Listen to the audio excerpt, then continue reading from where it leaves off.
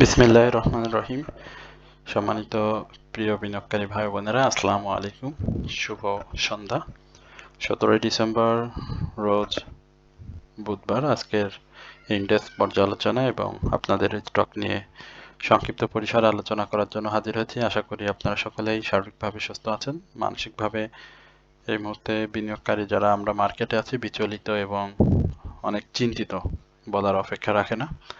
আজকে মার্কেটের ওপেনটি হচ্ছিল 4,890 এই জায়গাতে এবং মার্কেট একটা সময় দেখেছিলাম 22-23 পয়েন্টের মতো হাই ক্রিয়েট করে, কিন্তু বেলা বাড়ার সঙ্গে সঙ্গে মূল যুদ্ধ যেটা শুরু হয়, আপনারা নিশ্চয়ই লক্ষ্য করেছেন যে 12:30টার পর থেকে মার্কেটের একটা ডাউন ট্রেন্ড থাকে, স্বাভাবিক ডাউন ট্রেন্ড থাকে, প্রাইস অ্যাডজাস্টমেন্ট থাকে 1টা-1:30টা পর্যন্ত। এই সময়টাতে মার্কেট কিন্তু অ্যাডজাস্টমেন্টে যাওয়ার সাথে সাথে মার্কেট ডাউন ট্রেন্ডে চলে যায়, অর্থাৎ মার্কেট আর ব্যাক করতে পারে না। সময় তখন যখনই ডাউন ট্রেন্ডে যায় তখন সময়ের সাথে সাথে মার্কেট আবারও ডাউন ট্রেন্ডটাকে ত্বরান্বিত করে শেষের দিকে এসে একটু চেষ্টা করে ব্যয় ব্যাক করার জন্য। কিন্তু আমরা দেখেছি যে গত 3 দিনের যে ডাউন ট্রেন্ড, সেখানে প্রায় আপনারা যদি লক্ষ্য করেন 102-3 পয়েন্টের মতো ডাউন ট্রেন্ড হয়েছে 3 দিনে। সেই জায়গাতে মার্কেট কিন্তু ঘুরে আসার জন্য বা ডাউন ট্রেন্ডে থেকে আপ ট্রেন্ডে আসার জন্য যে ধরনের চেষ্টাটা দরকার সেটা কিন্তু করিনি।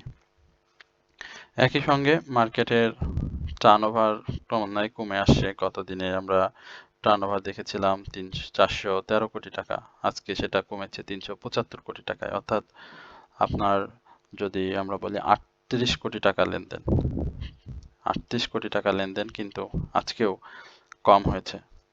এবং মার্কেটের আমরা যে ডাউন ট্রেন্ডটি দেখতে পাচ্ছি 300 স্টকের মতো ডাউন ট্রেন্ড, 43টি আনচেঞ্জ, একেবারে একটি ভয়াবহ অবস্থা। গত দিনের আমরা যেই গ্রুপটি চালাই সেখানে অনেক বিজ্ঞ ব্যক্তি রয়েছেন যারা মার্কেটে অনেক দিন ধরে এবং ক্যান্ডেল বলেন, মার্কেটের যে পালস বলেন, তারা খুব সুন্দরভাবে বুঝতে পারে এবং তাদের সাথে আমি যে বিষয়গুলো শেয়ার করি বা ওনারা আমাদের সাথে যে বিষয়গুলো শেয়ার করেন, সেখানে আমরা আজকে একটা চমক আপনাদেরকে হয়তো বলতে পারতাম যে মার্কেটের ক্লোজটা পজিটিভ ভাবে হয়েছে, কিন্তু সেই জায়গাতে মার্কেট সাপোর্টটা নেয়নি। আপনারা আজকে দেখেছেন যে মার্কেট ডাউনটা যে জায়গায় করেছে সেম একই জায়গায় এসে মার্কেট ক্লোজ হয়েছে। আমরা 4,870 এই জায়গাতে মানে ভীষণ রকম প্রত্যাশা করেছিলাম যে মার্কেট এই জায়গাটাতে এসে ক্লোজ করবে বা এই জায়গাতে ডাউন ট্রেন্ড ক্রিয়েট করলেও মার্কেট ঘুরে যাবে, কিন্তু সেই জায়গাটাতে মার্কেট ঘুরে যায়নি। এখন মার্কেটের নিকটবর্তী যে সাপোর্টগুলো আছে সেটিও আমরা আপনাদের সাথে আলোচনা করব। তার আগে আপনাদেরকে বলতে চাই যে বিনিয়োগ যেহেতু মার্কেটে করে ফেলেছেন, সেহেতু আপনার এই মুহূর্তে হতাশাগ্রস্ত হওয়া বা মার্কেটের পোর্টফোলিও ধরে সেল করে দেওয়া, এটা সবচেয়ে বোকামির একটা কাজ হবে। আমার কাছে অনেকেই আজকে গ্রুপে দেখলাম এরকম বেশ কয়েকটি কথা আমার গ্রুপে, যে অনেকেই জানতে চাচ্ছে যে পোর্টফোলিও ধরে সেল করে দেব কিনা, বা আগে থেকে জানলে আজকে সব সেল করে দিয়ে বসে থাকতে পারতাম। তো এই চিন্তা ভাবনা থেকে বের হয়ে আসতে হবে আমাদেরকে। যদি আমি মার্কেটে প্রফিট নিতে চাই বা দীর্ঘমেয়াদে মার্কেটে থাকতে চাই, তাহলে এই ধরনের চিন্তা থেকে আমাদেরকে বের হয়ে আসতে হবে। আপনারা দেখেছেন যে মার্কেটের এই পর্যায়ে যে শেয়ারগুলো মানে 1 টাকা 1.5 টাকা প্রাইস, সেই শেয়ারগুলোতেও সেল প্রেসার। মানে এই সেল প্রেসার গুলো আসে কোথা থেকে? মানে গায়েবী খাজানা থেকে আসে কিনা আল্লাহ জানে। মানে এই ধরনের সেল প্রেসার কোথা থেকে আসে আমার বুঝে আসে না। যে সেল প্রেসার গুলো দিয়ে মার্কেটকে ডাউনে নিয়ে আসা হয়, মানে মার্কেটের তো এই মুহূর্তে সেল প্রেসারের কোনো সুযোগই নাই।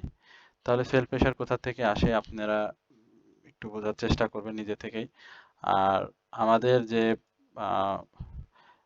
স্টক গুলো ছিল সেখানে আমরা দেখতে পাচ্ছি, দেখেন আমাদের স্টক গুলো তো থাকলে হবে না, সর্বোপরি একটা সম্মিলিত মুভমেন্ট থাকলেতে মার্কেটে ভালো হবে। আমাদের এখানে আমরা ডমিনেন্স নিয়ে মানে প্রোগ্রেসিভ লাইফ এটা নিয়ে আমরা কথা বলেছি, আজকে হল্ট হয়েছে, বাট এখানে আমার কোনো নাই।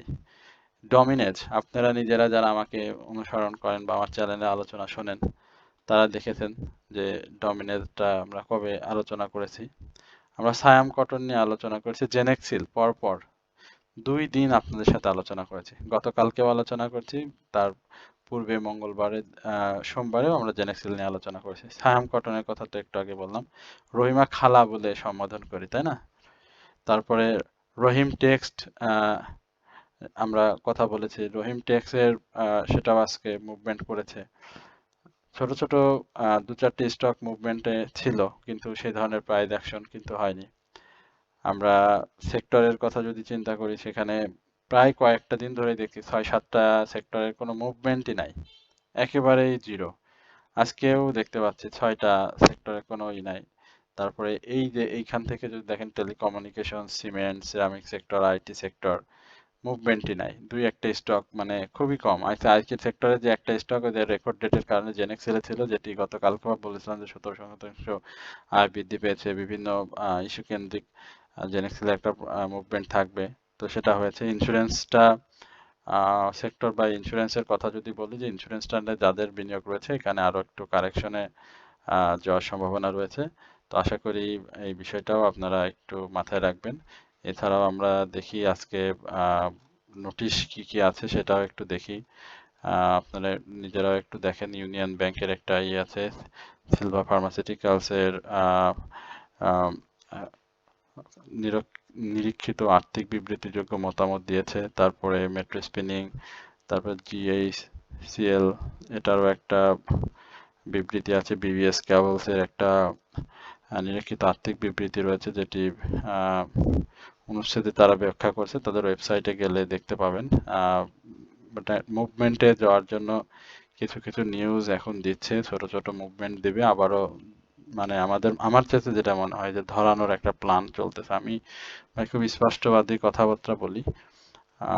এখন রাজনীতিক যে তফসিল ছিল, সেখানে একটা মূলা দেখালো, মূলা দেখায় আমাদেরকে বিনিয়োগে ডেকে নিয়ে এসে আবার আর একটা মূলা দেখানোর চেষ্টা করতেছে। সেটা হচ্ছে যে আপনারা নিজেরা বুঝতে পারতেছেন, একটা প্রত্যাবর্তন হচ্ছে দেশে, তাকে নিয়েও হয়তো একটা মুভমেন্টের ছড়াবে। তো সেখানেও আপনাদের একটু সতর্ক হতে হবে। আমি নিজেও মার্কেট নিয়ে বেশ হতাশ, বাট আমি ধৈর্য ধরতেছি। ধৈর্য ধরাটা বাঞ্ছনীয়, কারণ ধৈর্যের বাইরে কোনো কিছু করতে গেলে আপনি পারবেন না।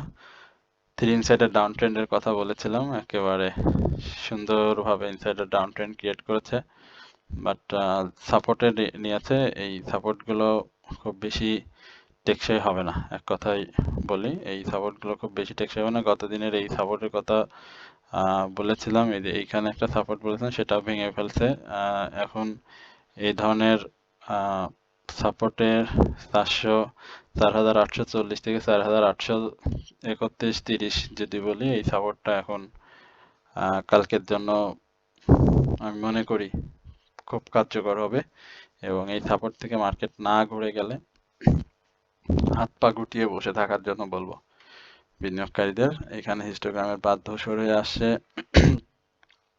এমএসিডি এবং মুভিং অ্যাভারেজ যদি বলি, সেল সিগন্যাল চলে এসেছে, এবং হিস্টোগ্রামের বারে এখনো বাই সিগন্যাল রয়েছে, বাট আগামীকাল থেকে মার্কেটে আমরা যদি পজিটিভ মুভমেন্ট না দেখি, অবশ্যই সেল থেকে বাই থেকে সেলে প্রবেশ করবে। তো এই জায়গাটাতে অবশ্যই আপনাদের ধৈর্য সহকারে মার্কেটটাকে অবজার্ভ করতে হবে, না হলে বিপদের আশঙ্কা তো আগে থেকেই আছে, সেটি আরো বেশি ঘনীভূত হবে। আমরা একটু স্টক নিয়ে কথা বলবো, যাদের স্টক রয়েছে এই স্টকগুলো একটু অবজার্ভ করবেন, এবং আমাকে যারা হোয়াটসঅ্যাপে মেসেজ করে জানতে চাচ্ছেন সেই স্টকগুলো নিয়ে আমরা প্রথমে কথা বলবো। প্রথমে নাভানা ফার্মা নিয়ে অনেকে জানতে চাচ্ছেন। নাভানা ফার্মার একটু দেখি। নাভানা ফার্মার কারেকশন একেবারে ইন্ডেক্সের কারেকশনের মতোই চলছে। সাপোর্টে নাভানা ফার্মা ভলিউম করতেই পারেনি, একেবারে ড্রাই ভলিউম। এখানে আজকেও 60 পয়সার মতো প্রাইস ডাউন ট্রেন্ড হয়েছে, 3 ইনসাইডের ডাউন ট্রেন্ড ক্রিয়েট করেছে, একেবারে ছোট করে যদি দেখাতাম তাহলে খুব ভালো হতো। তো আমরা এই জায়গাটাতে নাভানা ফার্মার ব্যাপারে আপনাদেরকে এই জায়গাটাতে বারবারই নিয়ে আসছিলাম। এইখানে নাভানা ফার্মার সাপোর্ট রয়েছে, সাপোর্টটা 48 টাকা 70 পয়সা। আশা করি এই সাপোর্টটাকে নাভানা ফার্মা রেসপেক্ট করবে এবং ভলিউমটাকে গ্রো করতে হবে। ভলিউম ইনক্রিজ না করলে স্টকটি ভালো প্রাইস অ্যাকশন আসবে না। তো ফার্মাসিউটিক্যাল সেক্টরের সেভাবে মুভমেন্ট নাই, আপনারা দেখেছেন যে সেক্টর বাই মুভমেন্টটাও খুব স্লো হয়ে গিয়েছে। তো যার কারণে নাভানা ফার্মাটা প্রাইস অ্যাকশনে যেতে একটু বিলম্ব হচ্ছে। তো আশা করি আপনারা এই জায়গাটাতে একটু ধৈর্যের পরিচয় আরও দিবেন এবং যাদের নাভানা ফার্মা রয়েছে তাদের কালকের সাপোর্ট যদি ভেঙে যায় তাহলে অবশ্যই স্টকটা নিয়ে আবার নতুন করে চিন্তা করবেন। আমরা এরপরে আপনাদের সাথে ইএইচএল নিয়ে একটু কথা বলবো। ইস্টার্ন হাউজিং লিমিটেডের এই স্টকটি আমরা প্রত্যেকটা দেখেন সেম একইভাবে রয়েছে, একইভাবে এখানেও ইনসাইডার ডাউন ট্রেন্ড ক্রিয়েট করেছে। এই জায়গাটাতে একটা ভালো সাপোর্ট রয়েছে 70 টাকা 80 পয়সা। Eastern housing limited cash dividend খুব ভালো দিয়েছে, খুব ভালো একটি স্টক। যখন তারা মার্কেটে পজিটিভ রোল প্লে করে তখন ইন্ডেক্স কিন্তু সবসময় সবুজ থাকে। আমি গত কালকেও আপনাদেরকে বলেছিলাম বেশ কয়েকটি স্টকের কথা, বিশেষ করে স্কয়ার ফার্মার কথা বলেছিলাম, অনেকগুলো স্টকের কথা বলেছিলাম। তো সেই স্টকগুলো কিন্তু ব্যাডবিসির কথা বলেছিলাম, রেনেটার কথা বলেছিলাম, তারপরে আপনার ইউপিজিএল এর কথা বলেছিলাম, হ্যাঁ, মেঘনা পেট্রোলিয়াম, অনেকগুলো কথা। যাই হোক, সেটা আর এখন না বলি। সেই স্টকগুলো কিন্তু দেখেন প্রাইজে ফিরছে না। তারা ব্যবসা করছে, ডিভিডেন্ড দিচ্ছে, কিন্তু যে ধরনের বিজনেস করছে সে ধরনের আপনার ডিভিডেন্ড বিনিয়োগকারীদের দিচ্ছে না, বা তারা যে মার্কেটে প্রাইস অ্যাকশনে ফিরবে বা মার্কেটের ইন্ডেক্সটাকে আরো ভালো জায়গায় নিয়ে যাওয়ার জন্য যে ধরনের দরকার সে ধরনের কোনো মুভমেন্ট কিন্তু স্টকগুলো নাই। তো ঠিক সেই জায়গাতে যদি ইএচএল করেন তা সে ঠিক ইএচএলটার পজিশনটাও সেই একই রকম। তার পি রেশিও অনেক সুন্দর, আমার মানে সেফটি পি রেশিও এক কথা। ইপিএস অসাধারণ, তার ইপিএস, ডিভিডেন্ড হিস্ট্রি বলেন, নেট অ্যাসেট ভ্যালু ন্যাব যেটি রয়েছে সেটাও খুব ভালো, পাবলিক হোল্ডিং শেয়ার সংখ্যা খুব বেশি না। মানে মুভমেন্টে গেলে পারেই প্রাইস অ্যাকশনে চলে যাওয়া খুব সম্ভব।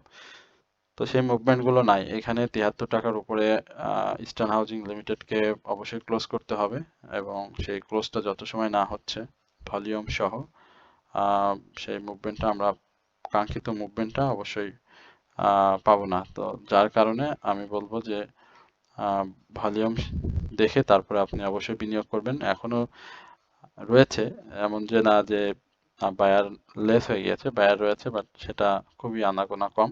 সুতরাং অবশ্যই এই জায়গাটাতে আপনারা লক্ষ্য রাখবেন। আমার খুব পছন্দের একটি শেয়ার, চ্যানেলের আলোচনা যারা শোনেন, নিয়মিত শোনেন, একাধিকবার যারা আমাকে শুনেছেন বিভিন্ন সময় বিভিন্ন, বা আমাকে সাবস্ক্রাইব করে আমার নোটিফিকেশন পাওয়ার সাথে সাথে আমার আলোচনাগুলো শুরু থেকে শেষ পর্যন্ত দেখেন। আমি ডমিনেন্স নিয়ে কতদিন ধরে আপনাদের সাথে কথা বলছি, আমি খোলামেলা ডমিনেন্স নিয়ে আপনাদেরকে বলছি যে গেম হবে, ডমিনেন্সে এখনো বায়ার রয়েছে, সবকিছু মানে স্পষ্টভাবে আপনাদেরকে বলেছিলাম। তো সেই ডমিনেন্সটা দেখেন কিভাবে সে প্রাইসটাকে ধরে রেখেছে খারাপ মার্কেটে। একটা সময় আপনাদের সাথে সাপোর্ট হিল নিয়ে কথা বলতাম, মনে আছে কিনা জানি না আপনাদের। তো সেই জায়গাতে সাপোর্ট হিলের কি ধরনের মুভমেন্ট হয়েছিল দেখেছেন। ঠিক ডমিনেন্সটাও সেইভাবে যাচ্ছে। তার মানে এই না যে ডমিনেন্স সে নিচ থেকে আসবে না বা কারেকশন জোনে আসবে না, অবশ্যই কারেকশনে আসবে। তো এই জায়গাটাতে আমি বলবো যে খুব সতর্কতার সহিত বিনিয়োগে এই ডমিনেন্সে থাকতে হবে। যে কোনো সময় ডাউন ট্রেন্ড চলে আসবে, মাঝে মাঝে দু একটা গ্রিন থাকবে, তত মুভমেন্টে থাকবে না, গতি থাকবে না, তখন কিন্তু এন্ট্রি নিলে ধরা পড়ে যাবেন। অর্থাৎ এখন প্রফিট থাক বা প্রফিটে আছেন, বা 21 টাকা 22 টাকা যাদের মুভমেন্ট আছে তাদের কিন্তু বের হওয়ার সুযোগ থাকবে, একাধিক সুযোগ থাকবে। 2 টাকা 3 টাকা ডাউনে আসলেও কিন্তু তাদের প্রফিট থাকবে এবং তারা বের হতে পারবে। কিন্তু নতুন করে আপনি হায়ে জয়ে যখন বাই করবেন, আজকে যেটা করেছে, গত দিনের দেখেন হাইটাকে ভেঙে ফেলেছে, সরি পূর্বের হাই 11 ডিসেম্বর যেটা ছিল সেটাকে, আহ 10 ডিসেম্বর যেটা ছিল সেটাকেও ভেঙে ফেলেছে। ভেঙে কিন্তু আজকে নতুন হাই করেছে এবং একদম স্পষ্ট ভাষায় বলছিলাম যে 29 টাকা 50 পয়সা এই জায়গাতে যাবে। যদি সে হাইটাকে ভাঙতে পারে, গতদিনেও বলছিলাম যে হাইয়ের উপরে ক্লোজ না, একটা এই রিস্ক রয়েছে, বাট যদি ভেঙে ফেলে তাহলে চলে যাবে। তো সেটা হয়েছে। আমাদের যে ধরনের বাই সেল যেরকম করার দরকার ছিল আমরা সেভাবেই কিন্তু আছি। তো নতুন করে আলোচনা শুনে কিন্তু কেউ স্টকটিতে অ্যাক্টিভ হয়ে পড়েন, সে দায়ভারটা কিন্তু আপনার। এবং আমি বারবারই বলেছি যে আমার আলোচনা শুনে আপনি এই স্টকগুলো বাই সেল করবেন না। সুতরাং অবশ্যই আপনার আহ, পছন্দ মতো আপনি স্টকটি বাই সেল করবেন। আশা করি এই বিষয়গুলো আহ, মাথায় রেখে আপনারা বিনিয়োগ করবেন। এরপরে আমরা খান ব্রাদার্স নিয়ে একটু কথা বলবো। খান ব্রাদার্স নিয়ে কথা বলার আগে আপনাদের সাথে আমাদের যে সার্ভিসটি রয়েছে সেই সার্ভিস সম্পর্কে একটু বলতে চাই। আপনারা জানেন যে আমরা 3টি স্টক আপনাদের কাছে দিয়ে দিই এক খুব সামান্য পরিমাণে অনারিয়ামের মাধ্যমে, যেখানে আপনারা স্টকটি বাই সেলের সুযোগ সহ আপনার বর্তমান যে পোর্টফোলিওটি রয়েছে সেখানে আপনি অনেক কিছু আমাদের সাথে শেয়ার করতে পারেন এবং আপনার পোর্টফোলিওর স্টকগুলোর অ্যাডজাস্টমেন্ট, স্টপ লস সহ মার্কেট পূর্বাভাস, মার্কেটের যে কোনো নিউজ এবং ফেক আপ ট্রেন্ডে বাই থেকে বিরত রাখা সহ বিভিন্ন তথ্য দিয়ে আপনাদেরকে সহযোগিতা করা হয়। সুতরাং আপনারা যারা আমাদের এই সেবাটি নিতে আগ্রহী তারা অবশ্যই আমাদের কমেন্ট সেকশনে, আমাদের ইউটিউব চ্যানেলে আমাদের নাম্বার দেওয়া থাকবে, আমাদের ফেসবুকে আমাদের কমেন্ট সেকশনে আমার নাম্বার সহ এটি দেওয়া থাকবে। সুতরাং যারা এই সেবাটি নিতে আগ্রহী তারা অবশ্যই আমাদের সাথে যোগাযোগ করবেন। আমি এরপরেও আপনাদের সুবিধার্থে আমার নাম্বারটি মুখে একবার বলে দিচ্ছি।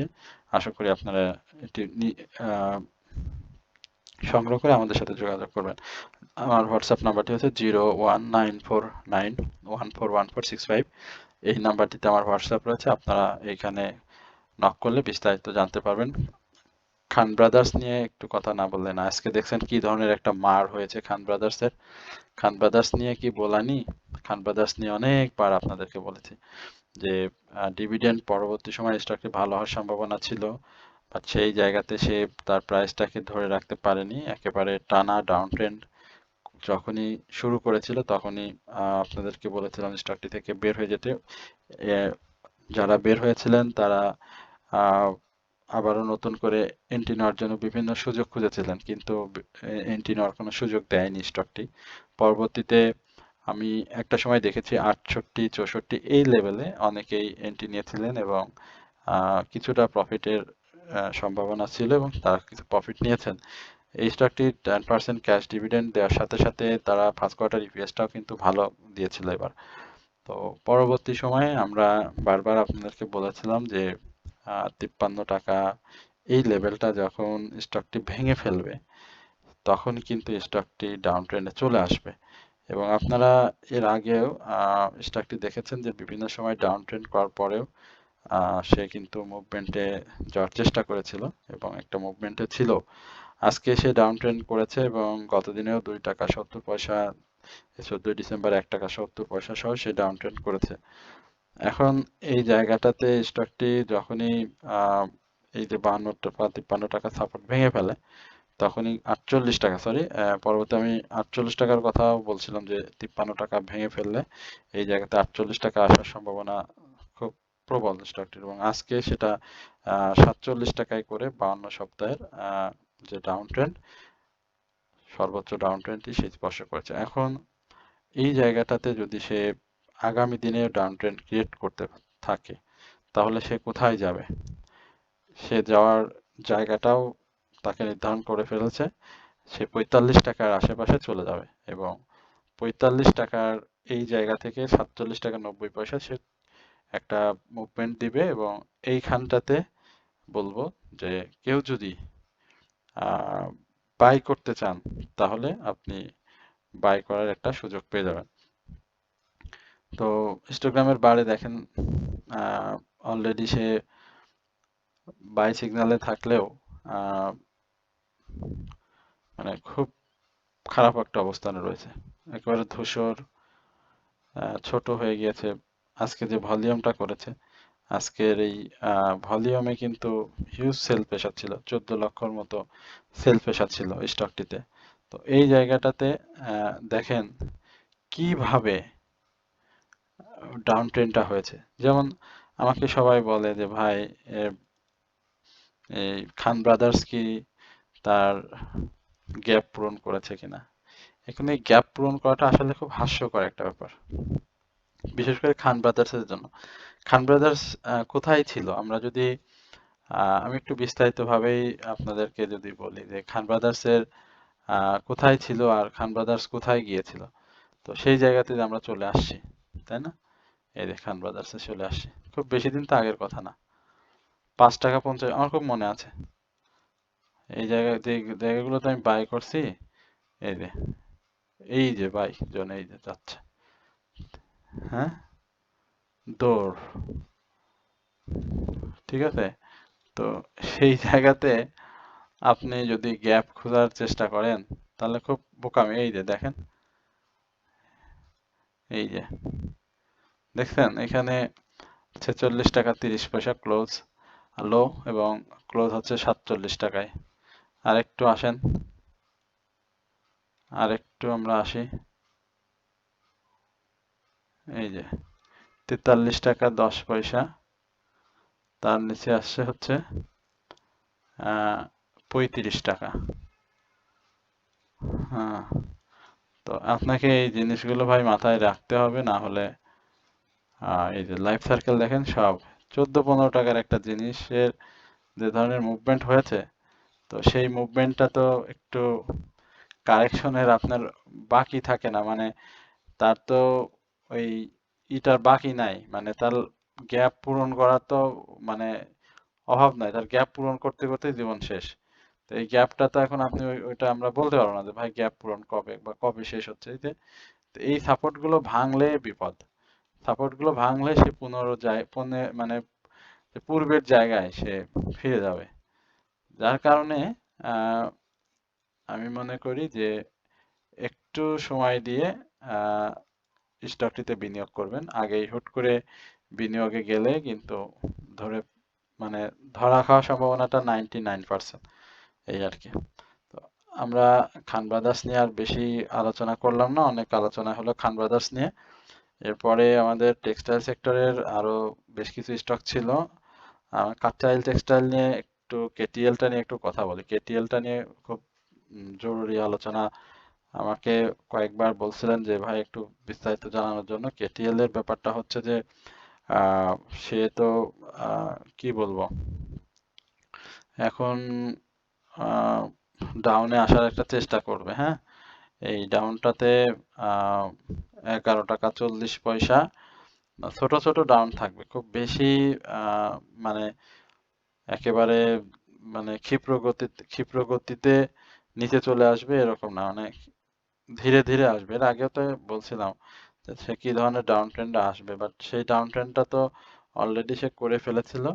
তো এখন 11 টাকা 40 পয়সা থেকে শুরু করে 10 টাকা 70 পয়সা, এই লেভেলটাতে সে চেষ্টা করবে। দেখা যাক সে কি করে। তো আশা করি এখন পর্যন্ত আহ, সে চেষ্টা করছে ভলিউমটা মোটামুটি সেই টাকা যদি ভলিউমটাকে মানে ইনক্রিজ করতে পারে এবং সেক্টরের মুভমেন্টটা ভালো হয় তাহলে ভালো করবে। এরপর বি থেসারি এই তো এইটা, বি থেসারি নিয়ে তো কথা আরেকটু বলবো, কারণ এটাও একটু মনে হয় একটু বেশি কথা বলা লাগতে পারে আমাকে। বি থেসারি যেটা হয়েছে যে 10% ক্যাশ, সরি গত বছরে 10% যে ক্যাশ ডিভিডেন্ড দিয়েছিল, এবং এবছরে দেখেছেন যে থার্ড কোয়ার্টার ইপিএস সেটাও কিন্তু পজিটিভ দেখিয়েছে। এখন অন্যান্য যদি রিস্ক জোনগুলো যদি আপনি একটা স্টকে থাকে, সেগুলো কিন্তু এই বি থেসারির নাই।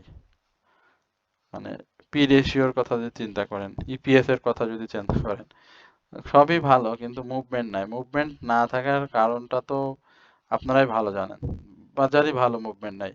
তো এই জায়গাটাতে বি থেসারির ইনসাইডের ডাউন ট্রেন্ডের আবারও 50 টাকা থেকে 51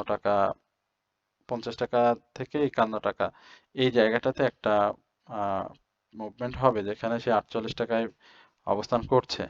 আর সাপোর্টের ব্যাপারটা যদি বলি যে এই সাপোর্টগুলো যদি ভেঙে যায় তাহলে 46 টাকা 90 পয়সা বা 47 টাকা একজ্যাক্ট এই জায়গাটাতে সে অবস্থান করবে, 47 টাকা 20 পয়সায় এই জায়গাতে সে একটা ডাউন ট্রেন্ড ক্রিয়েট করবে। তো যেহেতু হিস্টোগ্রামের বারে সেল সিগন্যাল রয়েছে সেহেতু আমি বলবো যে এই মুহূর্তে বাইটা না করে সময় নিয়ে ধীরে ধীরে ধাপে ধাপে স্টকটিতে আপনি ইনভলভ হন। সেক্ষেত্রে আপনার প্রফিটের সুযোগটা যেমন তৈরি হবে, আপনার লসের পরিমাণটাও বা ক্ষতির সম্মুখীন হওয়ার সম্ভাবনাটাও কমে যাবে। আশা করি এই বিষয়গুলো মাথায় রেখে দূরদর্শী চিন্তা ভাবনা করে মার্কেটে বিনিয়োগ করলে আপনার একটু স্বস্তির জায়গা তৈরি হবে। এবং সেক্টর বাইয়ের যে বিষয়গুলো বলছিলাম যে insurance sector, bank sector, financial institution, textile, engineering বা অন্যান্য যে সেক্টরগুলো আছে এই সেক্টরের বিনিয়োগের ক্ষেত্রেও আপনাকে একটু চিন্তা করতে হবে। কিছু কিছু সেক্টরের